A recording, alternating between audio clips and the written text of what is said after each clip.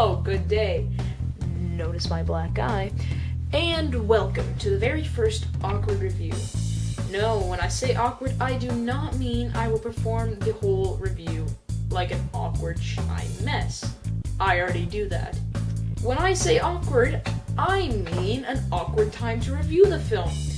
As in, it's too early to call it a classic and I'm just looking back at it, but it's also too late to call it a new release. For the most part, all the movies we look at for awkward reviews won't have been released before the year 2000, but will be at least 6 months old. But there will be exceptions, like today for instance, because today we are looking at Take Shelter, which is released this Friday.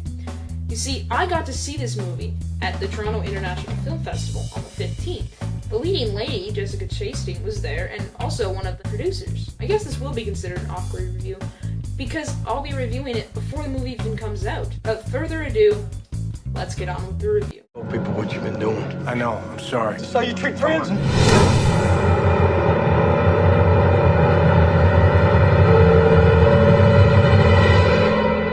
Are you okay?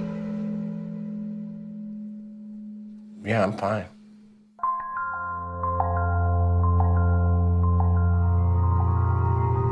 Plagued by a series of apocalyptic visions, Curtis starts becoming more and more paranoid, going to extreme measures to protect his family from a storm that may or may not be real. This is simply a magnificent film. The acting is top-notch, the cinematography is stunning, and the effects are practical.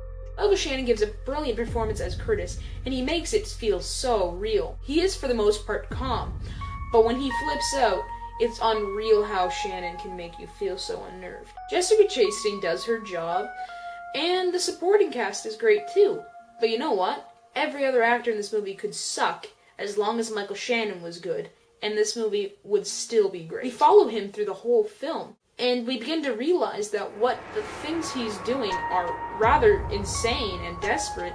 He's just trying to protect his family and do the right thing. The script is tight-knit and well thought out. The film does start somewhat slow, which is really its only weakness, but as the film progresses, we do get more and more invested, and we want to know if Curtis is going crazy or if he's right and the storms are coming. The camera work here is breathtaking. Like this shot. This image right here is pretty haunting. Unfortunately, I can only show you what I get online, but trust me, there's some really good shots in this movie. The whole feel of this film is quite chilling, as the musical score constantly jangles in the background. It's quiet, but noticeable. Take Shelter is a top-of-the-line kind of movie, with a haunting atmosphere and a genuine sense of paranoia. You will feel like you're there with Curtis as the tension and anxiety builds. If it weren't for the extra few minutes that made the movie feel dragged out, I'd probably give this a perfect 10. My favorite film of the year so far, I give Take Shelter a 9 out of 10. It's not going to many theaters, so check that out while you can. That concludes the first awkward review. See you next time, and good night.